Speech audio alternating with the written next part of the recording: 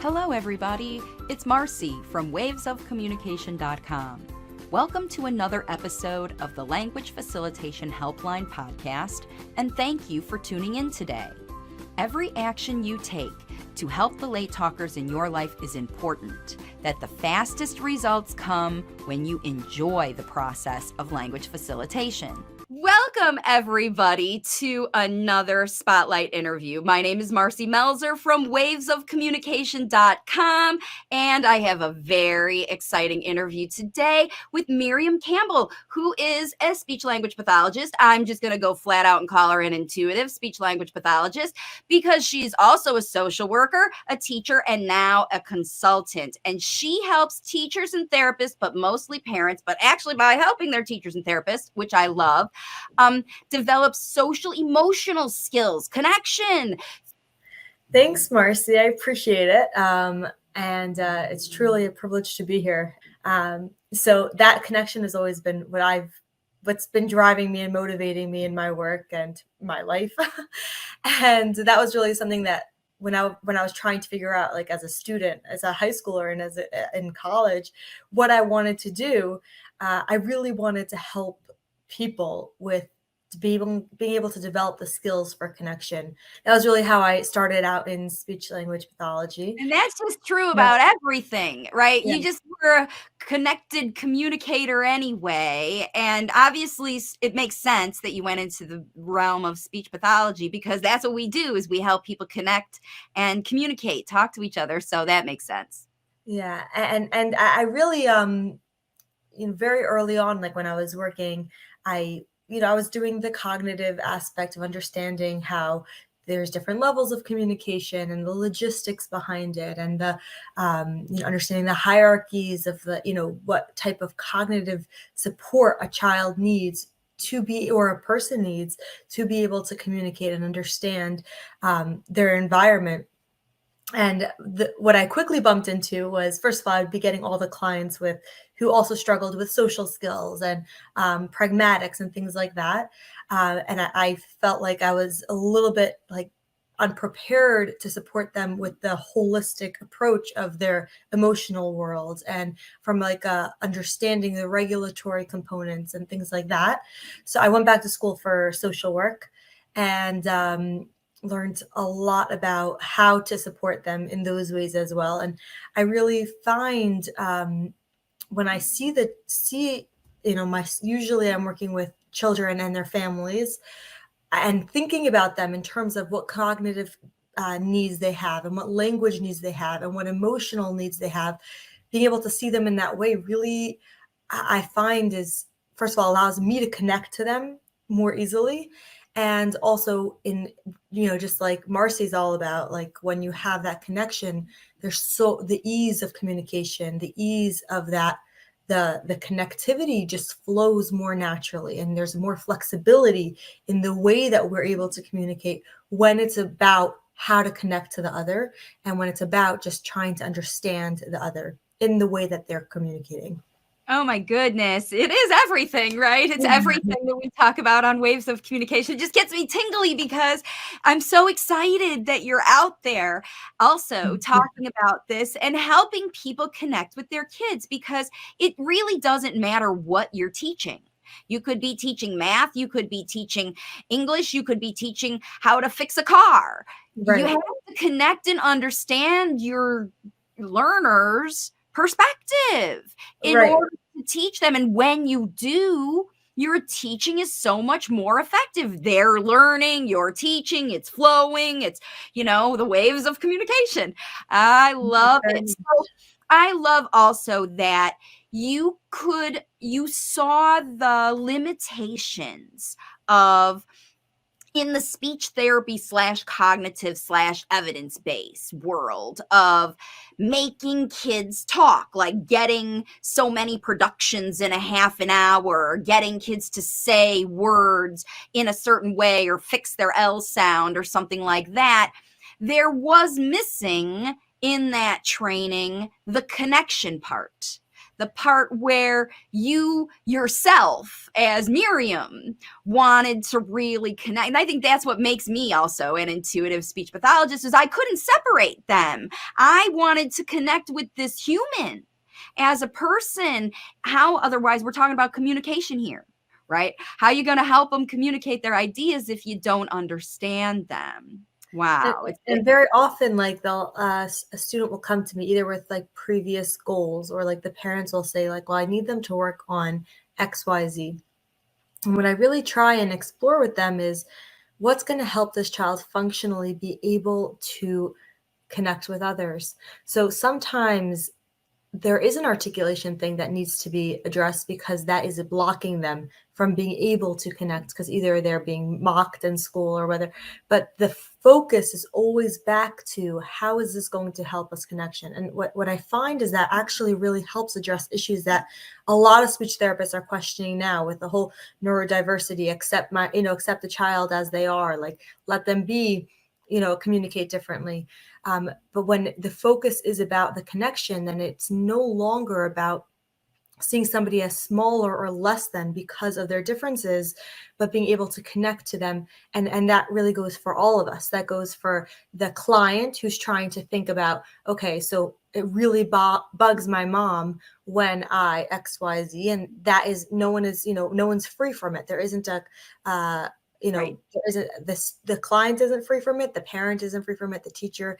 And that's really like the holistic approach where the community grows in these skills. So the training that I do, with my parent cohort, with my teachers cohort, with my therapist cohort, is very much focused on making sure the emphasis is about connection, and having it be something that as a community we're working on, where a parent is working on their perspective taking skills and the therapist is working on their perspective taking skills. And that includes how they view the parent. How can I have better compassion and empathy for the parent? How can I have better empathy and compassion for the client? How can the parent have more empathy for their child and for the therapist and for the principal? It becomes something that there's no one that's released from like responsibility, but everyone is empowered and taught the Through skills. responsibility, through it, through your part. Everybody plays their part. It's win, win, win, win, win, win, win, win. All Exactly. over the place. It's not just, everybody giving to help the child. It is everybody working as a team so that not just the child thrives, but the therapists thrive, the teachers thrive, and you feel good going to work. The parents thrive, right? Yes. Because you feel amazing as a facilitator. And that's why I call all the people who watch me facilitators, language facilitators. That's what I'm equipping you to do. Connect with the child and facilitate their improvement from wherever they are. And I know that you find this too. I want to hear some examples, though, of how this connection actually ends up the results exceed the expectations of those parents who wanted their kids to say the S sound or say sentences or start talking even. How when you facilitate this way, through connection and empathy, and again, doling out the responsibility, everybody collects their responsibility to be part of the process and enjoy their part of the process. How do the outcomes look compared to those parents who come saying, I want my kid to say this, or I want my kid to do that, or I want my kid to stop doing that? Because it's either they want them to do something or they want them to stop doing something. And that's why they're coming to the therapy. So when you look your way, my way, the connection way versus the outcomes way, how does the solutions end up? So it's funny. When I started out working, I was working very client focused. I would work with the students one-on-one. I'd work with my clients one-on-one, and I quickly became very frustrated. And the reason I became frustrated is because as much as virtual stranger, even as much as I would try and develop rapport and connect, there was no way that my relationship with the student or the child would be strong enough to be able to motivate. Meaning, obviously, attention is the biggest motivator. Just because we're all hardwired for connection. Yeah. Brene Brown is always saying that. But we have this innate desire for connection. So when I actually, the first time I saw it in seeing in more of a global sense, was I was working in a school where there was a very, very strong collaborative model, Yaldenu in Brooklyn. And the teachers and the therapist and everyone was like on the same page. And I saw tremendous progress in the students. And I was like, that's how it needs to be done. So that was when I really started expanding, and I, stopped working with kids unless their parents were willing to work with me, even though it was annoying for them. And I I did lost clients the because of same that, because the parents were like, fix my kid, I you did know? the same thing. I did the same thing because you're like, look, I just want to talk to people who are willing to step up and I take didn't feel good about charging responsibility. them for something that I didn't really believe in. Like, I didn't believe that the generalization and the carryover for these skills, especially if I was working on relationship skills or communication skills or emotional regulation skills. A parent would call me up and say, okay, like my child's struggling with this and this and this with regulatory process.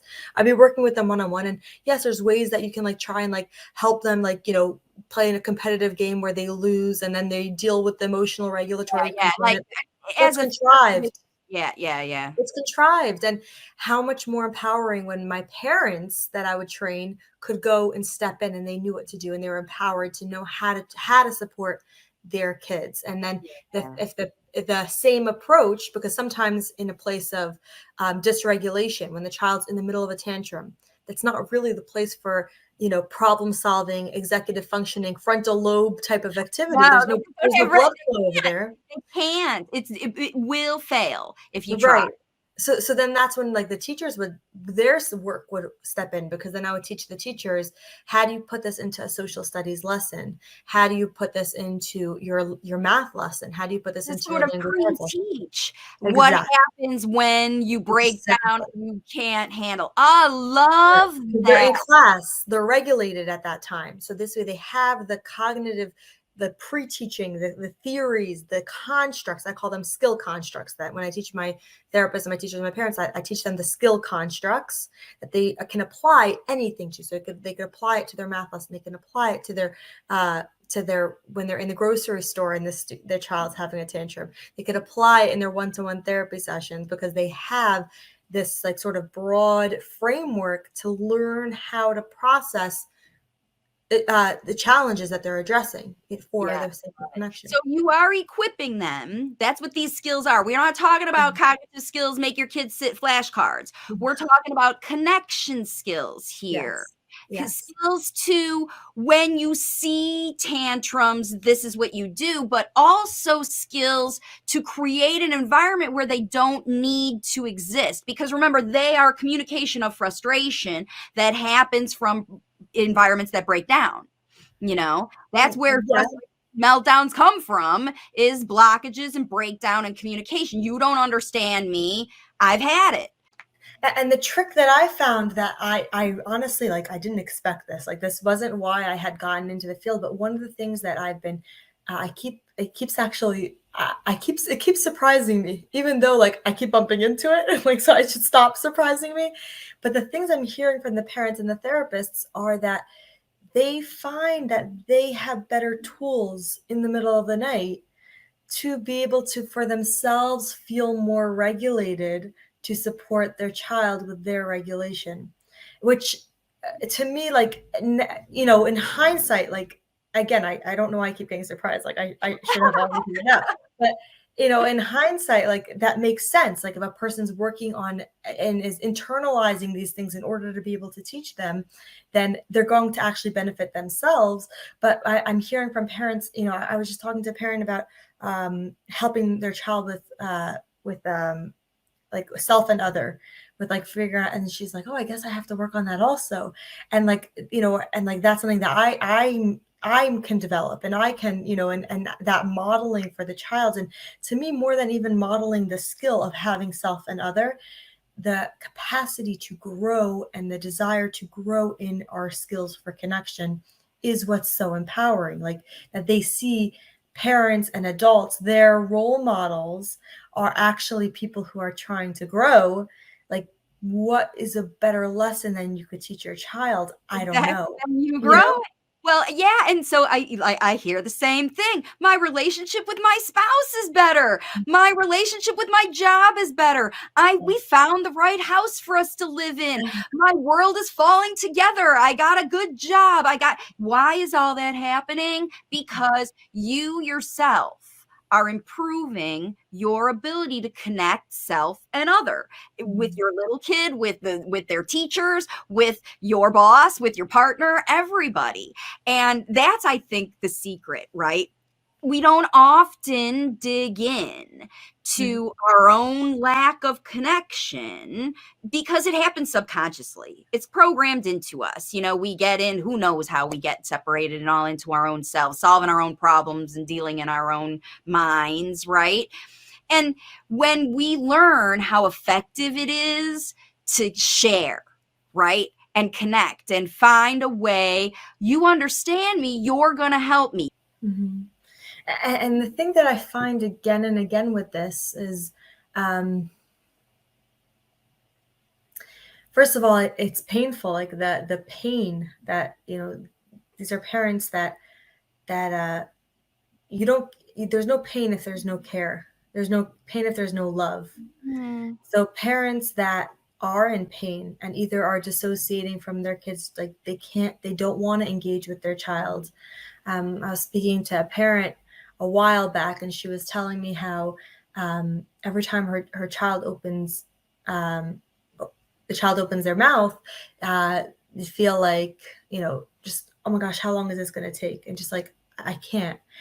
And, her frame of it was, there's something wrong with me as a parent. There's something wrong with my child.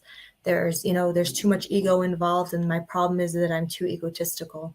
And being able to see that, really, just like the skills for connection that we want to frame it, that the tools that we want to teach, that we want her to be able to utilize with her child, they utilize within herself, of how she interacts with her child, is based on connection. If she can reframe that pain and recognizing the strength in it, where she sees, oh my gosh, like, I love my child so much. When I see my child's challenge, this is painful for me because I love my child. And there's something about that's energizing, that changes the whole process from being one of, like, smallness and coming from a place of diminishment and disempowerment and helplessness, where it becomes a journey of discovery and exploration and curiosity. And that, to me, is the paradigm shift that occurs when you think about any of our communication skills, any of our connection skills. When it comes from that place of love, all the whole parameter changes. And that's really, I was never like a somebody who, like, I wasn't planning on opening a business or opening training programs. That wasn't my thing. I just wanted to connect with kids and teach parents and teach, I had never had in mind. But when I found that what was available was so many of things that were like punitive, like, that were coming from our smallness, of like, oh, they're, how do you have to act like this so that way people like you, you have to engage like this. And so many of the existing programs that were out there, very wonderful, it's helping a lot of kids. But I found that underlying component, when it was coming from a place of disconnect and judgment versus coming from connection, that actually drained our students, drained our clients, drained their families, drained the schools. The system changed. So when I talk to, when I do school trainings, when I do therapist trainings, when I do parent trainings, and I talk to them, and we try and really understand what is at the core of these issues. And then what I find that is the biggest piece that comes out of this paradigm shift is that meltdowns, though they are very often because of miscommunication, become learning opportunities. And they become not things that are threatening to our parents or to our teachers. The teacher doesn't come home and say, I had a bad day because my student had a meltdown. They now feel empowered. They know how to support their students because the process is one of growth and development and connection. It's a it's a change. It doesn't sound like it's such a big deal, but it really does shift the weight, the burden of my child is messed up. My child is not, is doing something wrong. I must have done something wrong. I don't Right. have the energy for this, to I can. This is hopeful. This is curious. This is love. This is adventure, even. Yeah. Can I Yeah. get into that? But yeah, this is adventurous, and it's energizing, because that paradigm shift opens the gate and the door to, Yeah, because you experience. go from the mom who is overwhelmed by the late talker's meltdowns to the mom who is empowered because every time it happens, and it's happening less often, more and more, I know exactly what to do, and I know exactly how to work him through it because he got himself in a situation that he needed my help, and I rose up to did it for him. And who am I? I'm the superhero. That's for sure. But also, not only that, not only do you get to be the super mom, but when you're not the super mom, when you Mm, haven't stood up to the occasion, and when you lost it and you yelled at your child, you are in this process of development. Just like you yeah. have compassion for your child's process of emotional dysregulation, you're able to see yourself in that process as well. And that is a very big game changer, because then Yes. you're allowed to make mistakes, and they don't then make you have to make the same mistake. They are Right. You just a learn. mistake and a You learning learn. It's trial and opportunity. error. Listen, Yeah. parenting is trial and error. Development is trial and error. Evolution is trial and error. If we didn't have errors, we wouldn't know what doesn't work. Can you give us a little bit of a strategy to share, a connection strategy, a common one that works for parents and professionals that you give, maybe a situational thing that you can share with us? Let me give you a situation. Okay. Let's talk about the mom who is in the middle of this evolution where she sees a lot of behavior that she is herself not even sure where it's coming from, and other people are judging, and she doesn't really know what to do. Where do you start? There's different components to that, because there's the other and the self, and there's the piece within, how to work within, like there's self and others, but there's the space within your own self, of the awareness of the process of the emotional identification of the communication within that space, and then there's recognition and the empathy of another, and working with that, and then the communication that has to happen between the two. So let's say we started with her with, just talking about self, and being able to like identify, like, okay, I see, that mom rolled her eyes at me in the store. I think that she thinks I'm a bad mom.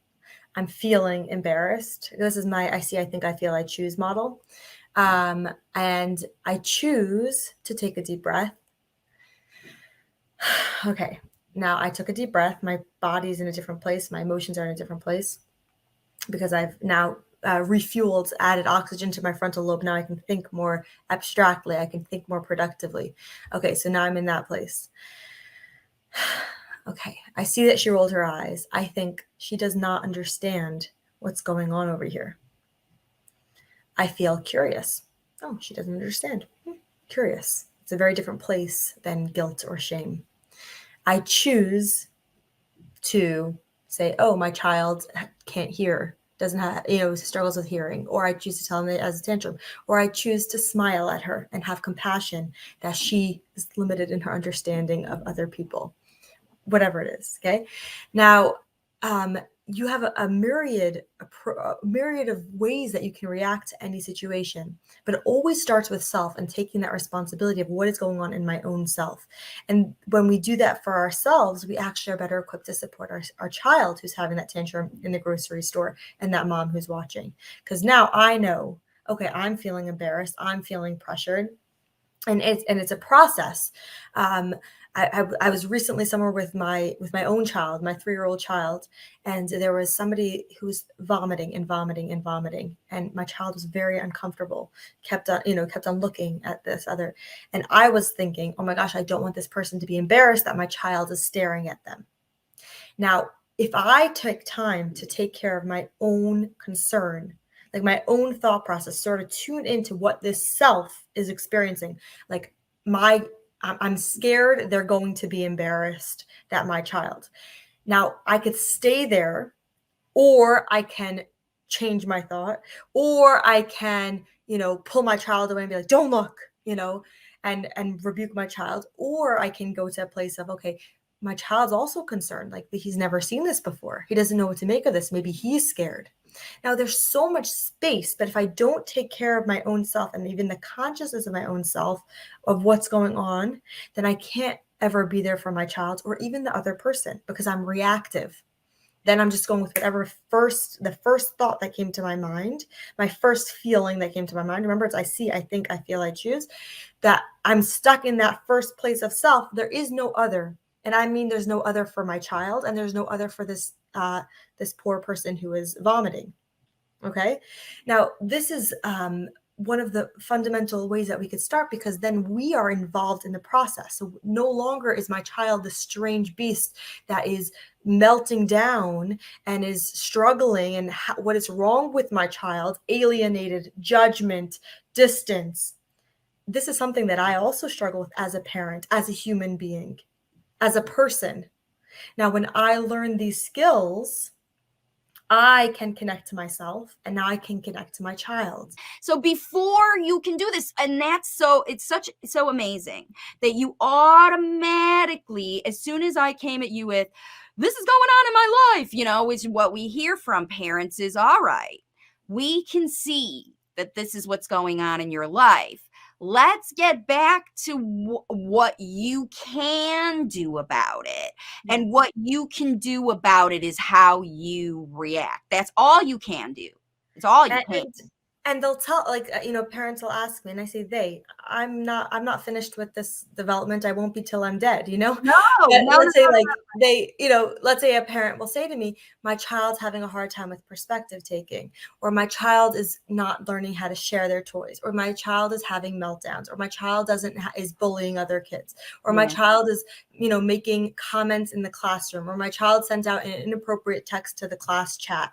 These are all things that happen. Yeah. Now, that what's happening is, just like, first of all, the parent's going to have a response to this. So first starting with the parent, but then helping the child be able to process what happened. What did you see? What were you thinking? What did you feel? And then what did you choose? And that is all from a place of just exploration. It's curious. You're going to be surprised what you hear from your child when you ask them, what did you see? Like, oh, because that wasn't even actually what you saw. Oh, you saw that person sent that emoji. You found it offensive, and that was why you texted that back. Oh, that was totally actually not what was going on in the rest of everyone else's mind. It's all coming from, a lack of connection and lack of understanding. Mm-hmm. But when we're reactive, then we say things we don't mean. Mm-hmm. We do things we don't mean. It's all unconscious. Mm-hmm. It's not a real conscious behavior that you have thought through. That's why this process, where you go through that whole thing, you have time, everybody. Life doesn't move that fast that you can't, in the middle of watching a kid throw up and your kid giving him looks, you have the seconds to stop, see, think, take a deep breath, choose to react a different way. And I love that. But it takes practice, right? Yeah. It doesn't happen. And I didn't, by the way, I'm just letting you know, honestly, in that moment, I didn't. It wasn't until a few minutes after the situation was resolved that I realized. And then because I missed the boat in the moment, but then I didn't miss the boat afterwards, because I could still review with my child, because that's the wonderful thing about parenthood, is that it's not a one-day thing. It's not a 5-minute interaction. It's every day. So this way, when we make mistakes, we get to repair. So then once I had recentered in myself and knew what I was thinking, then I could say to my child, what did you see? Oh, you saw that man who was making really loud noises. It was, what were you thinking? That was scary for you. Then, he could tell me it was scary for me. You were feeling scared. What do you want to do? Do you want to take a deep breath? Do you want to sit on mommy's lap? What would you want to do? And allow the child to process it. But it wasn't, It's not, I do this all day. I teach train parents, I train therapists, and it's a process, Of I'm not course, and the finished. reason that you saw it, the reason that you brought up this particular example is because it was an example where some parents would have saw, well, she failed. In the moment she failed because she didn't here she is the expert, right? And she didn't react to her child in the moment appropriately. We all act inappropriately. We all say things because we're surprised by these things. This is a weird, crazy situation that you're talking about. And what do you do? But after, see, and here's the thing that I love that you give your kiddo credit for that a lot of parents of late talking kids don't. And your kid's not late talking, but it doesn't matter. You give kids credit for is they're thinking about these events just like you are. Right. After it's over, it doesn't mean that they forget, boof, it's out of their mind, Yes. right? They're mulling it over. But you took the initiative to stay in yourself and go, I'm not feeling good about how that went down. I have more work to do here. Yes. I have to engage with my kid. I have to process this, go through the process, just like you said. We have to process, and that's why they call it processing, everybody, is because it's not just a thought and reaction. It's a thought and a conscious reaction that comes from your experience of, I know what works for me. And this isn't working. So let me pull out the tools, all of those tools. So when you're equipped, then you've got the tools, but it's practice that lets you embed them into your life and keep your life moving forward. Wow. We could talk about this for hours and hours and hours, but I want you to share right now because, well, first of all, you had talked about the waves of communication resources. How do the waves of communication resources match with what you're doing? It's about connection. It's about connection. It gets to the heart that the point of any of the tools we're trying to teach is about connection. When we want our kids to talk, we want them to communicate. It has to be from a place of connection. It has to be. It's the only way for it to work. And then from that, even the word waves brings this, image of your mind of like this natural flow. And connection is flow, it's energy, it's possibility. And that's really, it comes from connection. Connection is empowering. It's just beautiful. Yeah. Nothing better. That's great. And that's why it's called Waves of Communication, because it literally does. Thank you for sharing that.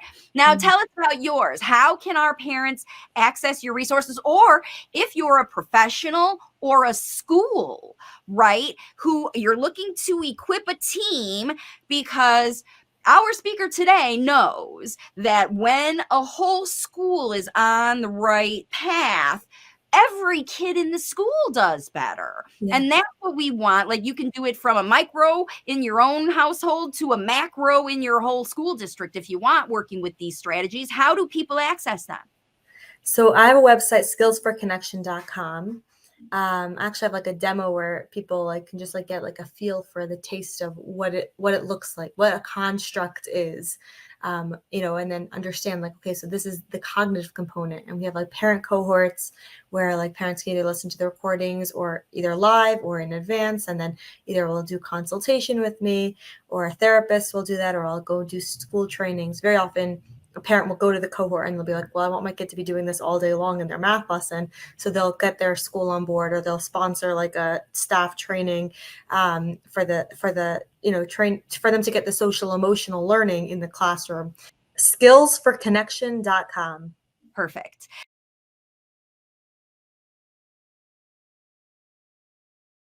Yeah, she'll tell you everything about it. And then really quick, and now you've just moved overseas, I understand. Tell us a little bit about your life and how things are working for you now. How are you using this right now? So I actually found one of the things when I moved to Israel, and it's a very different culture. It's not the States, and so even my children in school have to interact in a different way, and the social expectations are different, and the way that you engage is different, and even the way you connect is different. And the thing that I'm really focusing on is that at the core of any of these nuanced differences, which are important and help with connection, that at the core of it is always that component of connection. So what might seem to be like a strange or foreign way of communicating is actually just it's a stylistic difference. And being able to, I have to learn the stylistic difference in order to be able to speak their language, because I have to have perspective taking skills to learn that there is an other, and to understand who the other is and where they're coming from, and to be able to understand, okay, well, what feels different for me and how I can better be able to bridge that gap between self and other. So I'm having, even with the parents that I'm working with here, and I'm still largely working with families and schools and therapists, primarily in the United States, where I'm from. But I actually have been finding the whole experience very eye-opening. We're a worldwide platform. More than 100 families in 20 countries have actually signed on to work with me. So I myself am having to really help these parents. I don't understand all of these different cultures, and they often are expats. They're living in India and moving to Scandinavian countries or the US or places like that, and they're realizing this self and others, even if they are speaking English, it's not the same English, and so the culture environment, it's important to have that connection, so understanding, I guess, so that you can develop connection, because being open to, you moved there. You want your kids to be in school there. So they're going to have to learn to adapt as well. And you as a mom can help them facilitate that, through their teaching them to connect with their caregivers and teachers and stuff. So I love that. Wow. Like I said, we could talk forever. And I'm really pleased that you're out there helping train staff and therapists all over and parents to connect more. Please, everybody, access Miriam's input. Go over to the website and try out her free thing, because you'll understand. It doesn't take much to realize how powerful this is, because the first thing that happens is you feel better. You feel happy. You feel safe. You feel confident, like I can do this. Like, I don't know how it's going to happen. I'm not going to be great every day, but I still love myself. I love my kid. And through that, we'll get there, right? Yeah, Marci, you got it. I feel like you really got it. And that learning is like it's just exciting. It doesn't have to feel like a burden. It's an adventure. Life is an adventure, evolutionary adventure. Expect we're going to have hurdles. Expect we're going to have challenges, but we got each other. We got our connection. I'll help you. You help me. We'll get through them. Nobody's broken. Everybody's evolving. Everybody's evolving. We break down and fix ourselves up 24/7, and we're never stopping. That's right.